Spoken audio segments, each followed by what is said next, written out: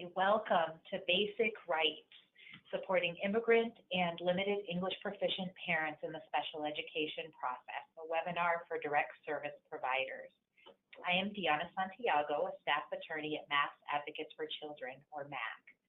MAC is a nonprofit advocacy organization with the mission of improving educational and life opportunities for children through education, legal assistance to individual families, and systemic advocacy. At MAC, we have a project called Proyecto Acceso a la Educación Especial, which provides information and advocacy in the area of special education to Latino families. Through Proyecto Acceso, we have a helpline for Spanish-speaking families through which we provide free of charge information, referrals, and advice in the areas of special education, school discipline, and bullying in schools. In very limited cases, we are able to provide direct legal advocacy to families also through Proyecto Acceso. In addition to our helpline, we provide trainings to Latino parents on basic rights in special education and the importance of their involvement in the process, as well as transition in special education. So I'm here with Lilia Malikshi, Mac's Communications Associate, who's going to go over a few webinar logistics. Hi everyone and welcome. You should see a menu bar on your screen that includes a question box. You can submit your questions there at any time throughout the webinar, and I will read them to Deanna during our question breaks. We'll do our best to get to all of the questions, but depending on the volume of questions we receive, we may not be able to answer all of them today. If so, we'll let you know how to follow up after the webinar. In the menu bar above the question box, you'll see that we have provided 4 handouts. Please feel free to download and print those. You'll also receive an email after the webinar with the handouts and a video recording. Lastly, please fill out our survey at the end of the webinar. We really value your input, and this feedback provided in the survey is important both for us and our funders. Okay, so before we start, I want to just talk a little bit about why we're doing this webinar, focusing on immigrant and limited English proficient parents and students, and also why we decided to offer the webinar for direct service providers.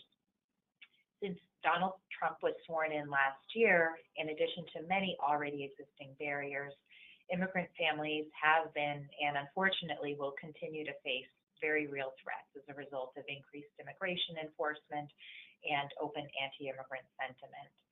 One effect of these forces is to further inhibit parent participation in the special education process. Immigrant parents are simply less likely to participate in team meetings or interact with school districts and other government agencies. So we know that children whose parents participate access better services, so we see it as a priority to support them in any way that we can. And why are we offering the webinar for direct service providers? Well, we often get calls to our helpline from counselors, case managers, and social workers, many of whom are bilingual, looking for advice related to their clients on special education matters. I have seen that many of you are strong advocates for your clients because of the knowledge and the training you have, and that you're also a great source of support as they advocate to get the services that their children need. And finally, MAC staff can only go to team meetings in very limited cases. So we want to do what we can to support you in the great advocacy that you do for parents and children. Here's an overview of our workshop. I will be talking about immigrant parent and student rights in education, and then I will talk about each of the 3 steps of the special education process. And throughout, I will focus on the important role that parents have in the process and tools that limited English proficient parents can use to access services that their children need. I will stop for questions after each of the sections, but please do send them in as they come to mind, and Lilia will be compiling them as we go. Okay, so the goal of this workshop are to learn how laws can protect immigrant and limited English proficient children in the special education process, and to learn tools that immigrant and LEP parents can use to be part of the special education process and get needed services. Special education is a complex area of the law, and there's really no way that we can go through the process in great detail in one webinar. So for that reason, I'll say now, and I'll also remind you throughout the webinar often that MAC's helpline is a resource available to you if you have questions about a specific family that you're working with. And I've also included the number to contact our helpline at the end of the webinar. So immigrant parents and students have justifiable concerns given the current political climate in the United States. It is also important, however, for you and for the families that you're working with to know that immigrant students and parents, including those that are undocumented, have more rights in education than in many other realms. All children have the right to attend public school regardless of their immigration status. In addition, it is illegal for schools to discriminate against a student or a parent on the basis of national origin. School districts can't require students or parents to have a Social Security number or a U.S. birth certificate to enroll in school. And students also have the right to be safe from bullying, harassment, or violence from other students, teachers, and school staff. And among your handouts is a flyer that Matt created in collaboration with Mass Law Reform Institute that discusses the rights that immigrants have in education and also the names of organizations that parents can contact if they feel that their rights or their children's rights are being violated. Okay, so these are laws that codify rights that students with disabilities, immigrant students, and English learners have in education. Almost everything that I talk about during this webinar stems from the state and federal laws, although I will say it is not an all-inclusive list. Language access is an important component of all of these laws.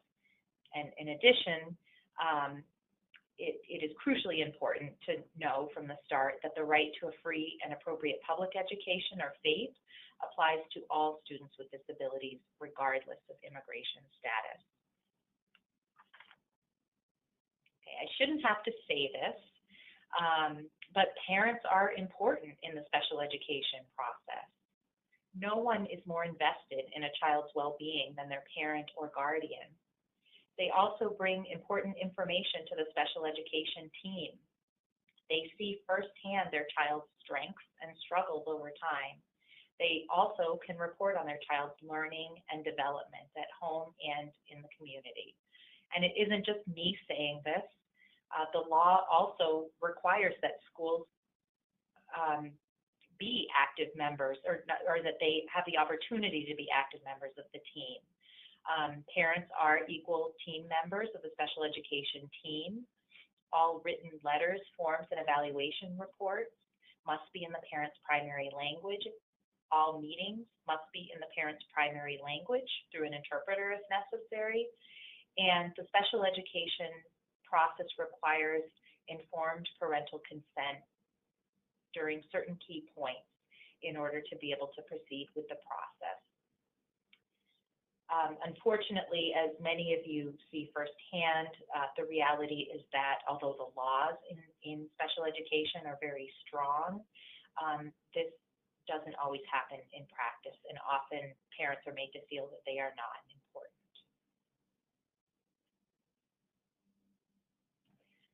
So when a parent's primary language is not English,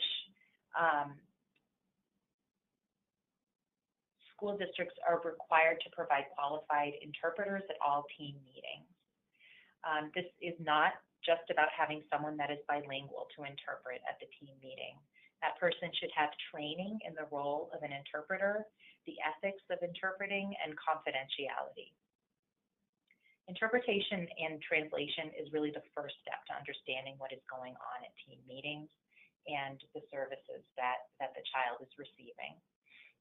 In addition, all IEPs, evaluation reports, and school notices must be in the parent's primary language. If that is not happening, parents do have some options. They can file a complaint with the Problem Resolution System, which is a department of the state Department of Education, or DESE, and I've included the link to file a complaint here. The intake form to file a complaint is available in multiple languages. And if you need help with that, or the parent needs help with that process of filing a complaint, you're welcome to contact MAC's helpline for guidance. So I'm going to stop here to see if we have any questions. We don't have any questions at this point. I just want to remind everyone that if you have questions, you can always enter those in the question box on your control panel on your screen, and you can ask questions at any time, and we'll get to them during the question breaks. Okay, thanks, Lilia. And I also just wanted to add, in reference to language access, that among your handouts is a fact sheet that was developed by the Department of Justice and the U.S. Department of Education Office of Civil Rights that further outlines the rights of limited English proficient parents in education. So we do have a couple questions that just came in, so thank you for those. The first is there a legal definition of a qualified interpreter? Well, there is, as I mentioned, there is the guidance that I encourage you to look at.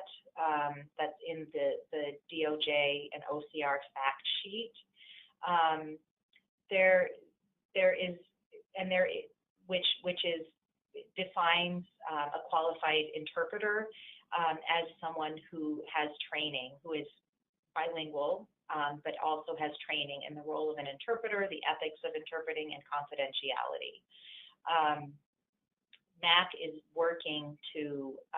advocating for legislation that would make it clearer the qualifications that interpreters are required to have in educational settings, similar to what already exists in court and also in medical settings. But currently, we do not. That legislation is pending, so we don't yet have that. Okay, and we have one more question. Is there a resource to find qualified interpreters? Yes, and if you could, please, anyone who is interested, if you could please contact me after the webinar, I would be happy to share some resources for finding qualified interpreters.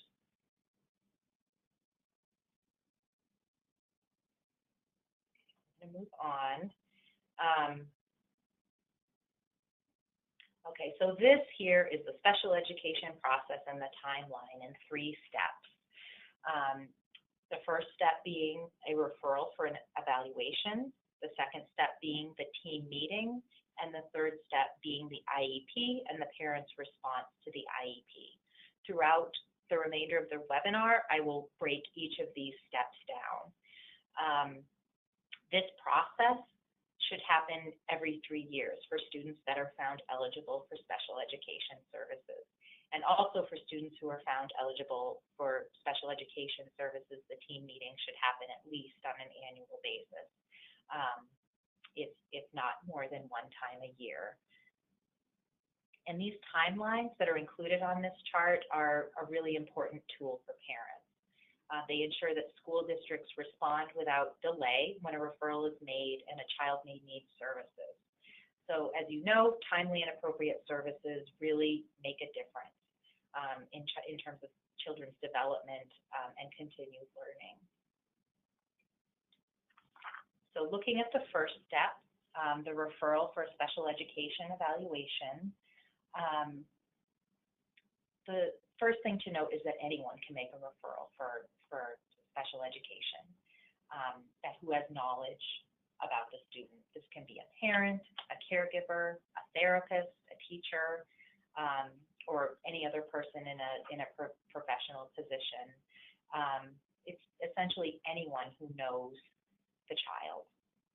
And this is a key area where the parent role is crucial. Parent consent is needed before a school district can conduct an evaluation, and the school must complete the evaluation within 30 days of receiving parent consent. These timelines stand regardless of the parent's need to receive forms and reports in their primary language. So the consent form should be translated into the parent's primary language within these timelines. In addition, the parent should receive the report of the evaluation within these timelines, even though the parent is required to receive that report in their primary language in addition to English. And later in the webinar, I'll be discussing options for parents when they don't receive these within these timelines. Okay, so there are many types of special education evaluations, and these include the required assessments, which are the educational assessments, assessments in all areas related to the child's disability. So this may include a functional behavioral assessment or an observation, which I'll discuss in a little bit more detail below. It may include psychological home or health assessments based on the parent's request. And the school district must initiate a transition and functional vocational assessment when the child, well, soon before the child turns 14 and enters the period of transition in special education. A functional behavioral assessment, or FBA, is an assessment that should be initiated when the student is exhibiting behavior that's interfering with their ability to learn. So it could be that the student is very distracted in class or during certain times of the day, defiant, refusing to go to school, or showing aggressive behaviors.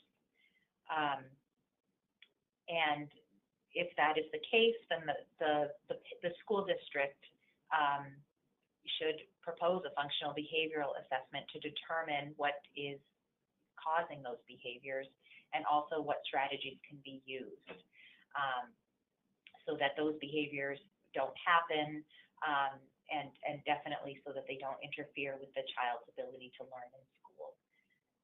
In terms of the observation, many parents don't know that they have a right to evaluate their child, or to observe their child in school, or to request that an independent evaluator or an educational consultant observe to evaluate the child's progress in the current program and also the program's ability to enable the child to make effective progress. I often ask parents that contact our helpline if their child has a therapist or a social worker, and whether that person would be willing to go to the school to observe. So as someone familiar with a child outside of the school environment, your insight as a direct service provider and also documentation of what you observe in the classroom environment can be really useful for parents who are seeking changes or who are seeking clarification about what services their child is actually receiving.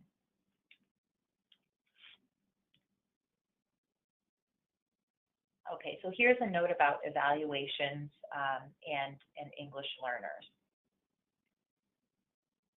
Testing must happen in the child's native language. In addition, testing must be administered in a non-discriminatory manner, so free of racial or cultural bias. And so in terms of addressing this requirement in the law, testing, it should be taken into account what testing instruments should be used and also the way that the testing is administered. All students identified as English learners must be tested yearly for English proficiency, apart from testing based on their disability. And so if you see in the student's IEP an ELD level or English language development level, that goes back to testing that was done to assess their English proficiency. And again, evaluation reports must be provided in the parent's primary language. In terms of the first bullet here, testing in child's native language, and the fourth bullet, the timelines that I discussed 2 slides ago still apply, even if the student requires an evaluator who can evaluate them in their native language, and even if the parent requires that the evaluation report be translated into their native language. Okay, so in some cases, and in fact it is often the case, that the parent will completely disagree with the findings and recommendations in a school evaluation. For example, we see on our helpline a lot of times where the school district is proposing to terminate eligibility for special education services. In other cases, it may be that the recommendations are just too vague to be useful in the school evaluation, or the parent disagrees for any number of reasons. The remedy when this happens for parents is to request that the school district fund an independent expert evaluation, or I should say it's one remedy. And an independent expert evaluation is essentially a second opinion evaluation. So here in the slide is a chart that describes two options for parents requesting an independent evaluation. Under the first option, the district pays for the evaluation using a sliding fee scale. And if the student is eligible for free or reduced lunch, then the school district just must pay automatically. Under the second option, if the parent chooses not to provide their financial information, then within 5 days of receiving the request for an independent evaluation, the school district must either agree to pay for the evaluation or initiate a hearing with the Bureau of Special Education Appeals. In some cases, parents also have the option of having an independent evaluation paid through their child's insurance. In that case, or through private pay. In that case, unlike where the parent has requested school district funding for the evaluation, the school district won't know about it unless the parent brings it to their attention. So that in some cases, parents might feel more comfortable arranging for an independent evaluation outside of this process that involves the school district. So once the report from the independent evaluation is complete, the school district must schedule a team meeting within 10 days to discuss the findings and recommendations. So this is a very important tool for parents in the law, but it's important to acknowledge that finding independent evaluators that can test in a language other than English is hugely challenging anywhere in the state, and that also the minimum rates that school districts are required to pay are much lower than private pay or insurance rates. So options can be further limited for parents seeking an evaluation through this process. On our website, we have sample letters requesting that parents can use to request independent evaluations. And if you or a parent that you're working with has questions about, looking for suggestions on evaluators, or has questions about the process, you are welcome to contact the helpline on their behalf, or they're welcome to contact our helpline directly. I'm going to stop here to see if there are any questions. All right, we have some questions. The first one is, how would a parent or guardian whose primary language is not English know about the link to file a PRS complaint? Well, we could, provide them with a link. If they have access to internet, they can select the link, and there is a drop-down menu that lists the languages in which the form is available. I don't believe that the website is in any language other than English, so that could pose a barrier. And I believe that the languages listed in the drop-down menu are all listed in English. So it's usually what I do is I would print it out. I'll print out the form and mail it to the parent for them to complete, or I'll email them the form in Spanish if they're going to be submitting that. So there are, it's unquestioned, there are some barriers to even accessing that form. And if parents need to file a complaint with PRS, is there support at PRS in their primary language, or will they need support to file the complaint? PRS is required, as a government agency, is required to provide language access. However, there are, again, barriers for limited English proficient parents. Usually what I suggest is that they contact PRS after filing the complaint to have them identify a person who can speak their language. So PRS is required to do that. So if the parent has questions throughout the process and they need to speak with someone in their primary language, that they have someone to contact within the department. But it's true that, and PRS is required to translate all correspondence to the parent into their primary language, in addition to providing those in English. So that's usually what I suggest to parents. It is helpful to have someone supporting parents through the process who are limited English proficient, especially, but all parents who may be unfamiliar with the process. So to the extent that you're able to do that, it is helpful, but it isn't intended to be a process that is accessible to parents. And are schools able to initiate home assessments also? They can initiate a home assessment. It does require parent consent. So if the parent doesn't want the school to do a home assessment, then the parent does not need to consent to that. I should say that in my experience, home assessments have not included an observation at the home, but it's rather a kind of a questions to the parent about the student's background and life at home. But yes, the parent can opt not to provide consent for that evaluation, and then the school district can't do it. Okay, and we just have 2 more questions. The first one is, what do I need to request to go to my daughter's school to observe her, and how often can I do that?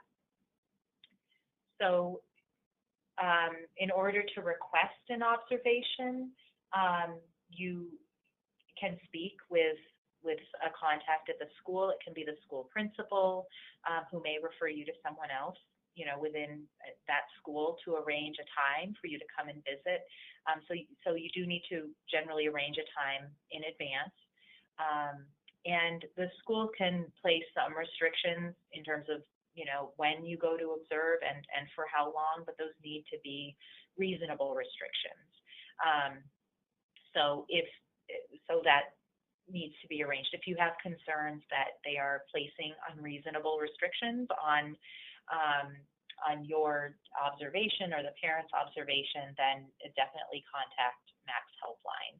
For example, if it's a concern about what's happening during a certain time of the day, and the school district is refusing to allow you or the parent to observe during that time of the day, I would say that's an unreasonable restriction. But if the school district is saying, well, you can't observe, every day for 4 hours for 2 weeks, then that may not be unreasonable for the school district, in terms of fulfilling their obligations to other students and to staff at the school. But if you have concerns about that, or a parent has concerns, then definitely contact Max Helpline and we can talk through it. Okay, and one more question. What about if we're told that there isn't anyone in the district that speaks the child's language, and therefore we're not able to evaluate the child in their native language? Well, then the school district is not complying with the law in that case. I would suggest contacting Max Helpline. I would actually be interested to know if that's something that you are coming across. I would be very interested to know about that, and we can talk through other options. If the school district doesn't have someone that works for them that can provide an evaluation in that child's language, they are required to contract with somebody outside of the district who can do it. So the law in terms of doing evaluations in the student's native language does say that if it's feasible to do so, so it isn't an absolute right. However, depending on what the language is, if the language is is Spanish or Portuguese or a commonly used language, then there should be no reason why the school district can't find someone to do the evaluation. So please do contact the helpline. It would be grounds for filing a PRS complaint, but the school district is legally required to find someone to do the evaluation unless it is not feasible for them to do so. Okay, so I'm going to move on. Okay, so we've talked about the referral for an evaluation. We're going to move on to the second step in the special education process, which is the team meeting.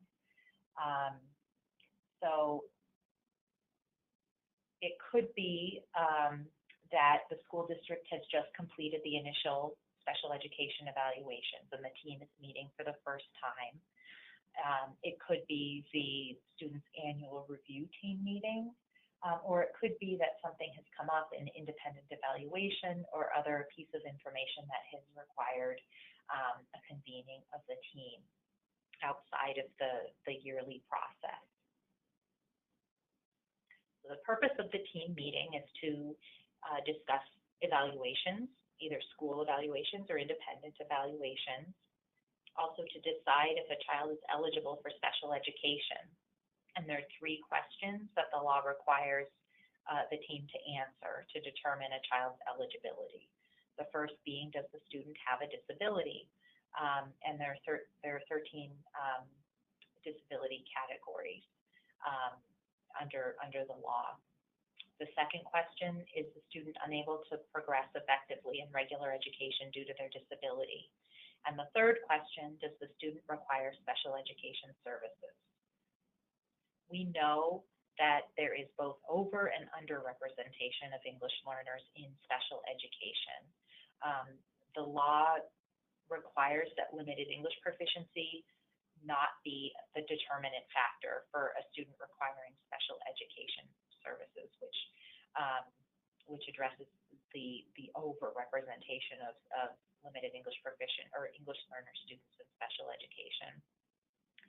And then the final bullet here is just that a team meeting should happen before a child's IEP ends every year to look at the student's progress and whether there need to be changes to the IEP to meet his or her needs. And of course, the goals should be updated and there should be changes to the IEP from year to year. It's a red flag if that is not the case. Okay, and I'm not going to go through this list in detail. The point of this slide is really just to show that there are a lot of people at team meetings and that this can be overwhelming for a lot of parents, and in particular immigrant parents and limited English proficient parents who may feel very disempowered in the process already. So it really goes to the importance of your support of parents through this process. And I also wanted to note that for English learner students, there should be someone at the meeting that can address the student's needs as an English learner. Okay, so there are many ways to prepare for the team meeting, and I just wanted to highlight a few important points. The first point that I always advise parents who contact our helpline is to request the evaluations in writing before the meeting. And they can request them in English and in their primary language. They actually don't need to request that explicitly, but it can be helpful to request in writing before the meeting to receive those. And if they do that in writing, the school district is required by law to provide them with those evaluation reports at least 2 days in advance of the meeting. Another suggestion I have for parents is to invite an advocate, a service provider, an independent expert, or a friend to come with them to the meeting to provide support, to take notes, and even to talk to after the meeting about everything that was discussed.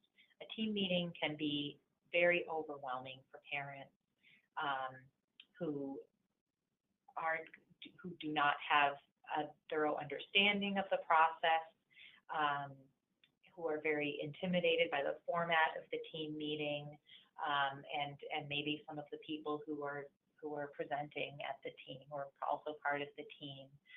So having someone there who can support them can make all of the difference, and also just to remind them after the meeting of things that were talked about that may not have fully registered with the parent. Where there's an independent evaluation being discussed, it is always a good idea to have the expert attend the meeting, either in person, that's ideal, and if not, then by phone. And what this does is there are really two primary advantages to doing that. One being that it really puts the findings and recommendations of that independent expert in front of the team. So they really can't, I've been to team meetings where no one has read the independent evaluation. And so it's not going to be a productive discussion where that's the case. And having the expert there, ensures that they are hearing about the report and the recommendation. And secondly, it also allows the team to ask questions of the expert and for that person to answer questions or concerns that the team might have.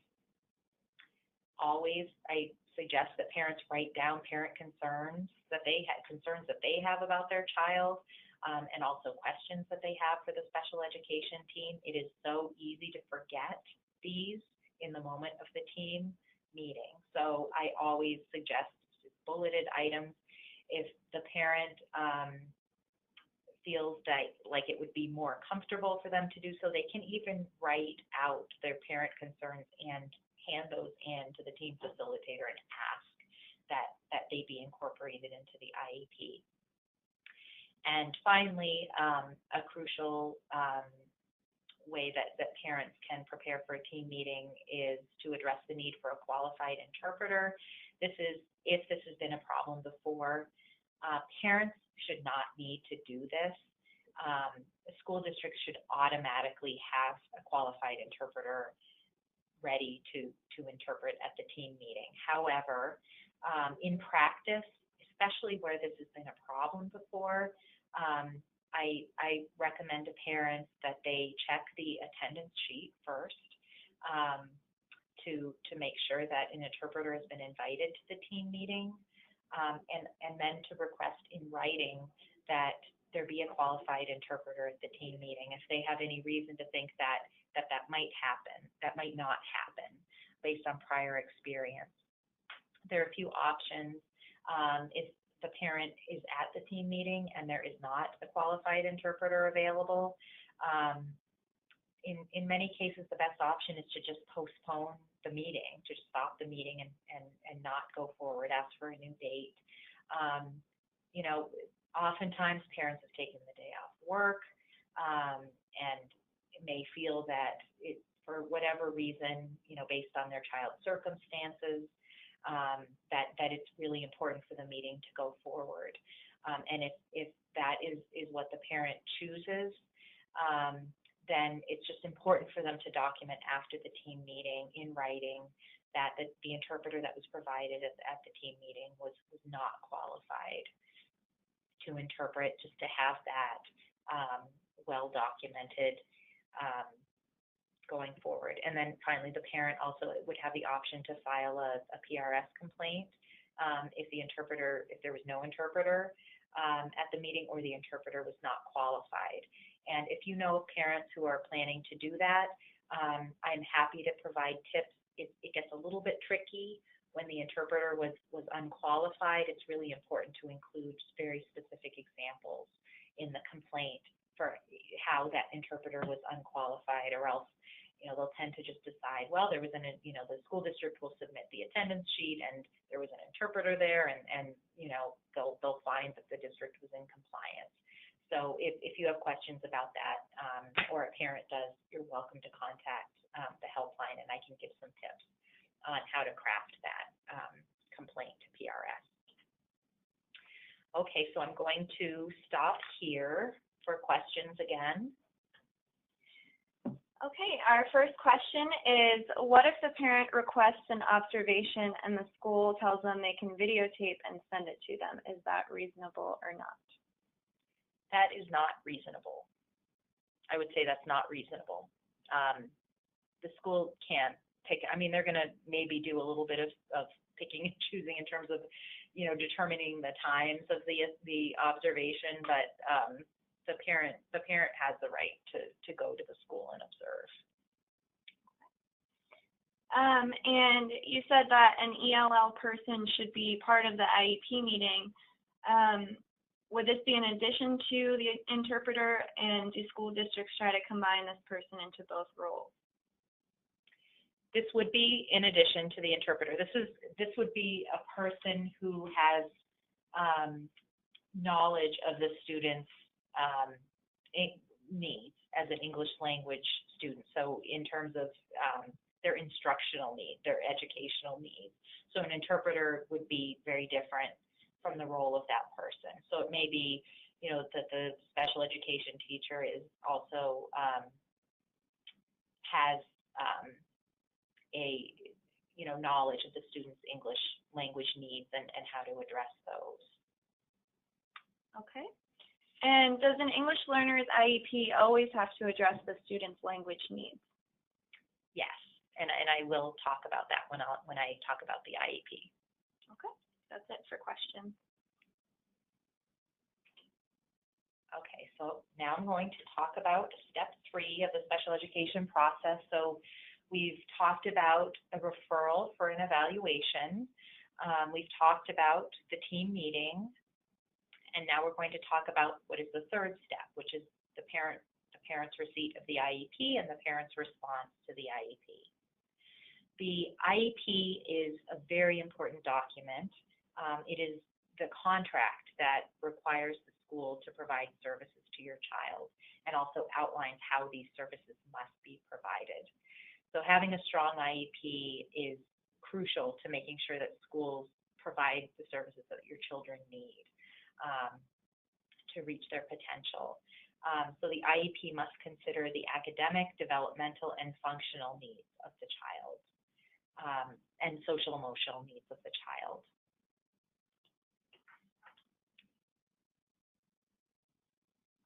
So this list includes the sections of the IEP. I unfortunately am not going to have time to talk about each section of the IEP as part of the webinar. If you would be interested in a more in-depth workshop on the contents of the IEP, please do note that in your participant survey.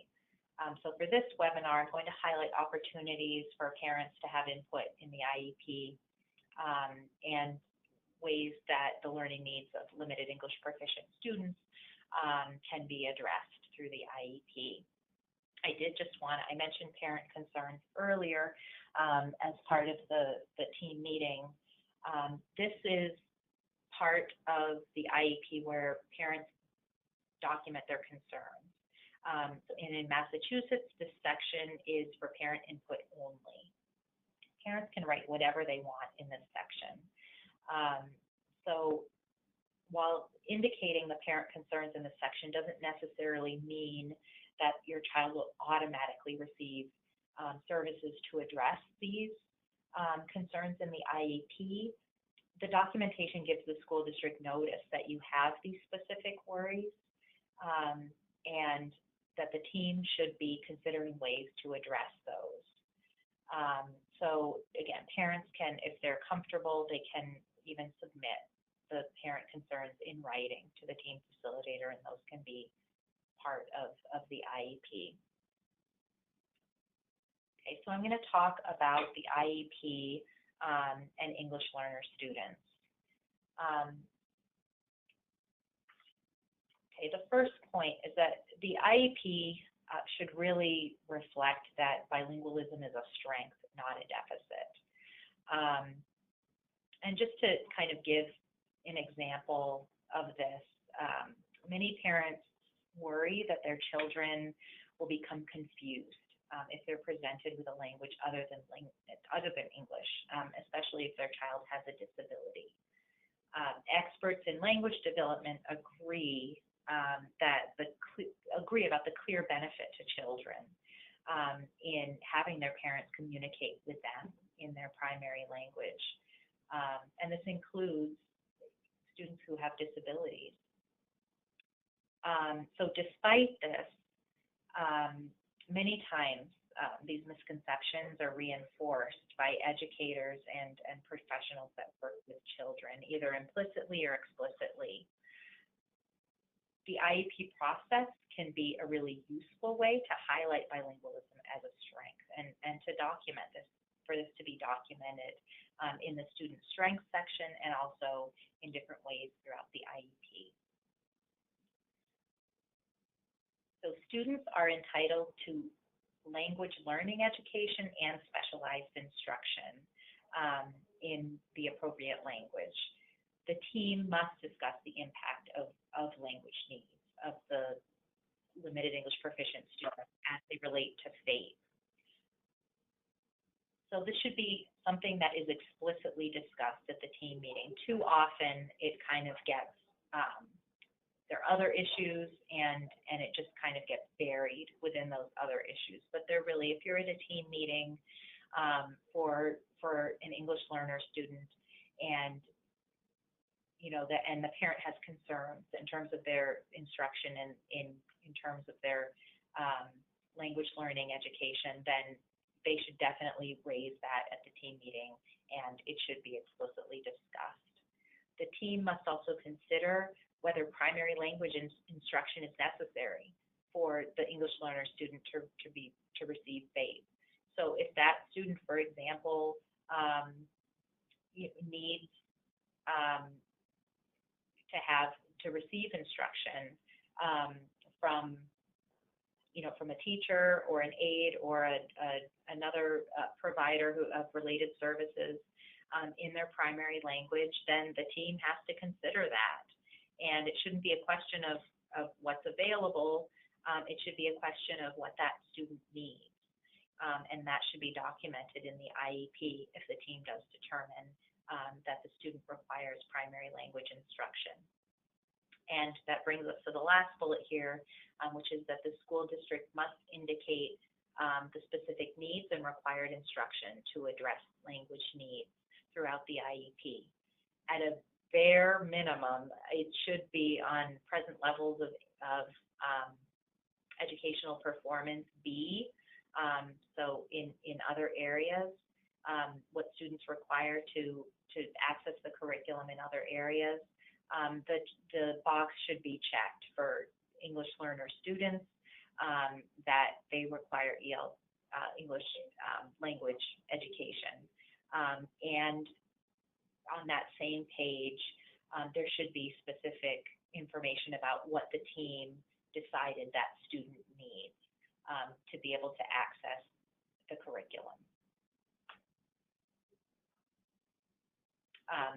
In addition, to on that page, it really can be, these needs can be documented in other places throughout the IEP in terms of the goals, in terms of service delivery, if that student does need, a bilingual speech pathologist, for example, then that should be documented in the service delivery grid. So it's individual to each student.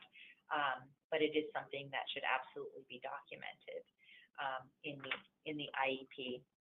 I included among your handouts a fact sheet that was written by the Department of Justice and U.S. Department of Education Office for Civil Rights that kind of is an outline of broader, more detailed guidance that they issued regarding meeting the needs of English learner students. So you can look to that fact sheet as a start, and it also includes a link to the more detailed guidance. Okay, and here, I'm sure it's very familiar to many of you, is a service delivery grid. And this tells the parent how much time the school is obligated to provide services to the student, what services, who is required to provide those services and in what setting they're required to meet those needs of the student. So an important tip for a lot of parents is when they receive the proposed IEP from the school district after the annual review team meeting, is to compare it before signing it, compare it with the last accepted IEP, just to see what changes the school district has made, and also to make sure that the new proposed IEP is consistent with what was discussed at the team meeting. And really what determines the services that a student needs and that should be recorded in the service delivery grid are really the information that is presented at the team, including school evaluations, progress reports, and also independent evaluations. I'm going to stop here again for questions. Okay, we have a few questions. And again, if we're not able to address your question today, then you'll receive an email with some information on how to follow up. When you refer to in this presentation to ELL and LEP students, are you referring to students who have been identified as such via formal assessment, or are you speaking generally about the child's first language? I'm talking about students who have been identified as English learners. If there is a English learner student who you feel that you're working with who has not been identified but has needs in terms of their language learning, then they should be assessed in terms of their English proficiency. But in terms of the IEP, I am referring to English learner students who have been identified as such. Okay. And is it okay for the school to use an educator employed by the school as an interpreter? For example, the school guidance counselor who is also a part of the IEP team. No, and this isn't as far as I know, it's not explicit in the law, but this is something that I always request. It's kind of a pet peeve of mine at team meetings, that if somebody is a member of the team, to be able to fully engage as a member of the team, they cannot also be fulfilling the role of interpreter at the team meeting. So if the parent feels that way also, that this person really should be able to participate as a member of the team, then that issue should be raised in advance of the team meeting, and the school district should provide an interpreter who is not somebody from the team. And again, by looking at the attendance sheet in advance of the team meeting, it can be helpful just to know if the school district has identified someone who will be the interpreter is important information to have, and also who they've identified. And the parent can definitely raise that in advance of the team meeting if they don't feel that the person can fulfill both of those roles. I don't see how any person can really fulfill both of those roles effectively. Okay. And our last question is, providing an interpreter to work with an evaluator sufficient for a school to meet the student's need to be evaluated in their own language? It really, I think it really depends on the testing that is being used. I think in a lot of cases the answer is no.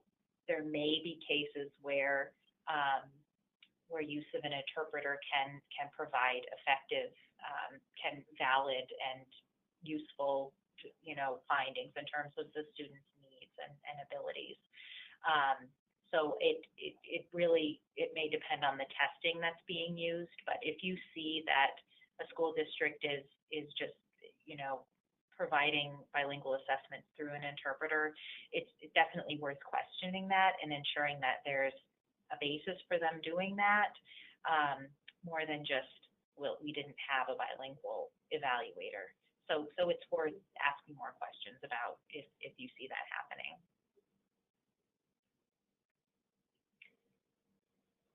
Okay, so I'm going to talk a little bit about transition requirements. The first transition is when a child who is receiving early intervention services turns 3 and transitions into special education. The important thing to know is that all of the assessments, well, first the referral and all of the assessments and the team meeting should happen before the child's 3rd birthday, so that an IEP is ready to be implemented on the day of that child's 1st birthday, if they're eligible for special education services. So, and this is including if the child's birthday is in May or June. It may be that that student needs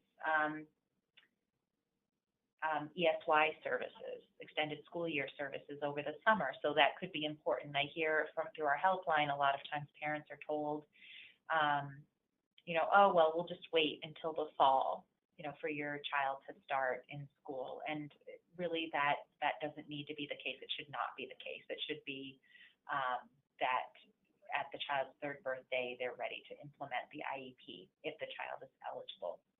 The second period of transition is for students in special education who are turning 14. The school district should initiate transition assessments before the student's 14th birthday. They should do this automatically. It is required in the law that they do so. Oftentimes, unfortunately, they don't. If that's the case, the parent can also request that the school district conduct a transition assessment. And on our website, we have template letters that parents can use to request a transition assessment. During the period of transition, services should happen at school and in the community. So it is not enough.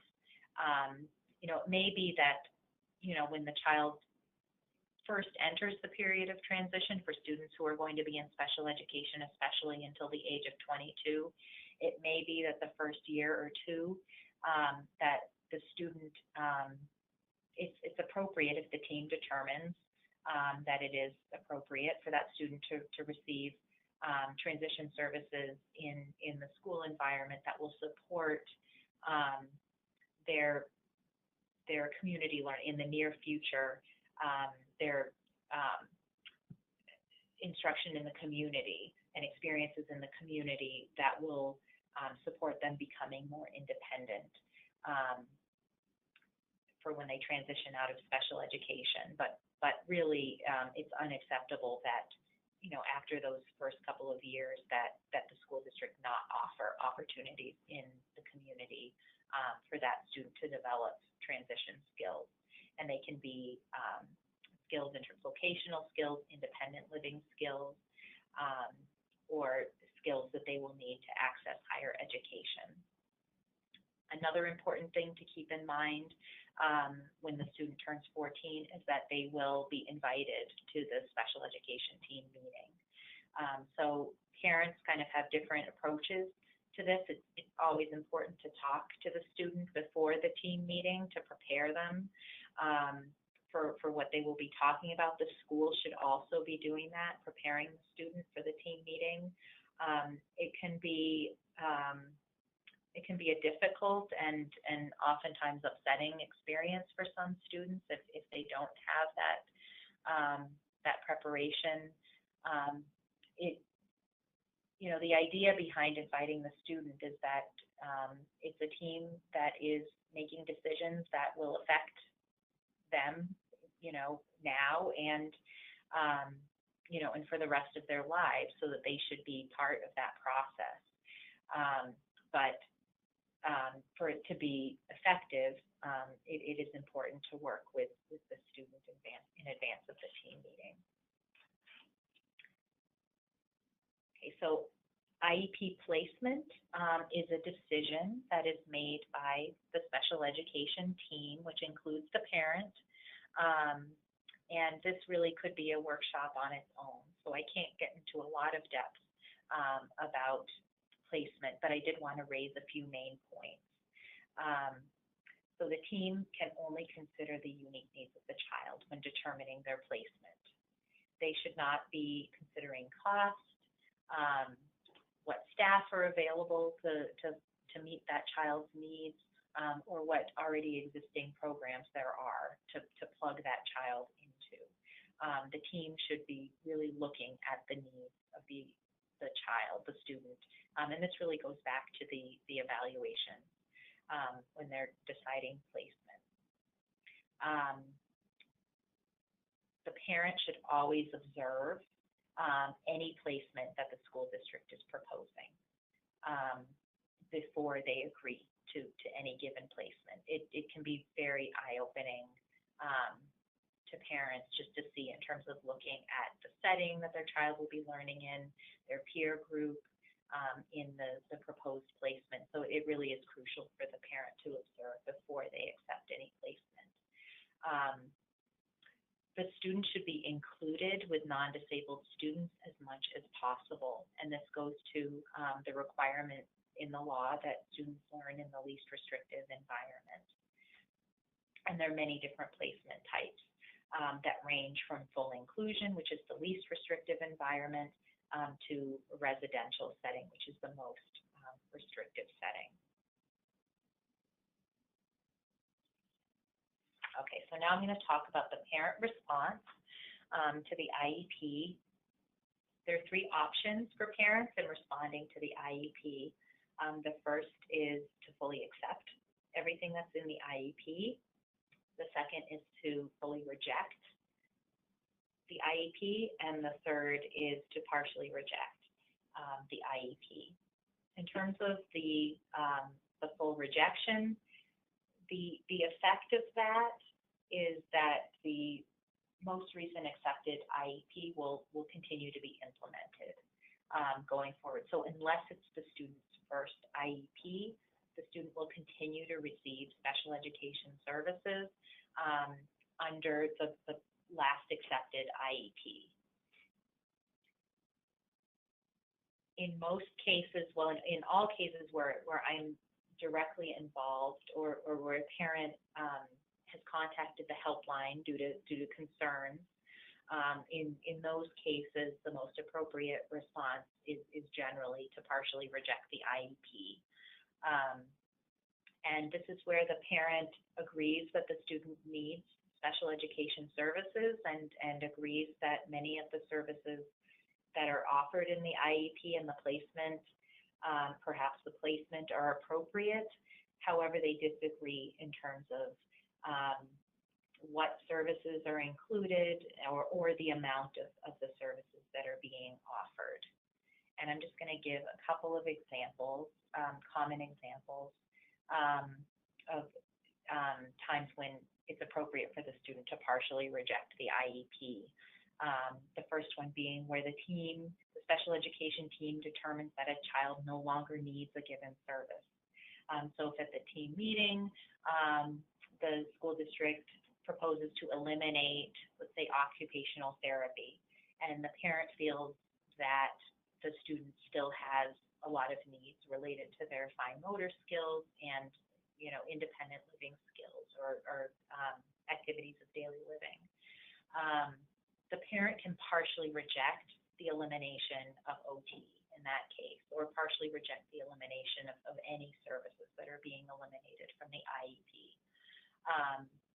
And a really powerful right that parents have, where the school district is proposing to eliminate services that they've been providing through an IEP, is the right to stay put. So if the parent partially rejects the elimination of services, then those services must continue until the parent gives consent for the school district to eliminate those services, or the school district goes to a hearing and a hearing officer decides that that student no longer needs those services. So that can be really important in terms of the continuity of services for children. And many times, the school district won't take it to hearing if depending on what changes they're proposing to the IEP or what services they're proposing to eliminate, so the student can continue to receive those services. I always advise parents to go ahead and get a second opinion, especially where the school district is proposing that the student no longer needs a the given service. So while they're partially rejecting, they should be arranging for an independent evaluation in the area to assess the student's needs there. To give another example, is where services are not added to the IEP. This is another common situation where a parent may partially reject the IEP. So the parent can reject the leaving out or omission of services. So for example, if they have presented an independent evaluation at a team meeting and there are extensive recommendations, in that evaluation and the school district has not included those services, has not agreed to include those services in the IEP, the parent can reject the omission of those services in the IEP.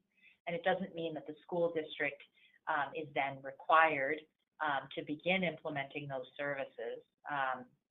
However, the parent can request a reconvened team meeting to talk about why they are partially rejecting those services, to again make the case for why the student should receive those services. So just to give one example, for a transition age student, if the parents feel that access to public transportation is very important to that student's ability to become more independent as they reach adulthood, the IEP should definitely include travel training. And if it doesn't, the parent can partially reject the omission of travel training in the IEP. And the school district would then discuss that at a reconvened team meeting, and they would be required to justify the reason why they do not think that student needs travel training. And in terms of the partial rejection, it's in the portion of the IEP where the parent signs. There's the option to accept all of the IEP except for, and then there are several lines where the parent can write that information, or the parent can attach a separate letter it can be bulleted points, or it can be a more formal letter that indicates what portions of the IEP they're partially rejecting. We also have template partial rejection letters that I would be happy to send to you if you're assisting a parent or to parents, if that might be useful. Okay, so I'm going to stop here again for questions. Okay, so going back to observations in school, what if the school denies the parent an observation? What steps can the parent take? The parent can file a PRS complaint. That's one option, because there's a very clear law, allowing parents giving parents the right to observe in school. It's a Massachusetts law. So they could file a complaint with PRS. But if the school district is just outright refusing, I would really encourage them to contact the helpline. I've received a few calls from parents where this has been an issue, and in some cases I can provide some direct advocacy, just a phone call to the school district, and it kind of resolves the issue, because it really is that clear cut. So if you're working with a family and this is an issue, then I would say the first step, you can contact the helpline. You could try contacting the school district. I'd be happy to provide the law, the language of the law, which is, there's actually also an advisory. The State Department of Education did issue an advisory on school observations that I could send to you after the helpline. If you send me an email or contact the helpline, I'd be happy to send that, and even providing that to the school district as a step to just remind them of the parent's right to observe.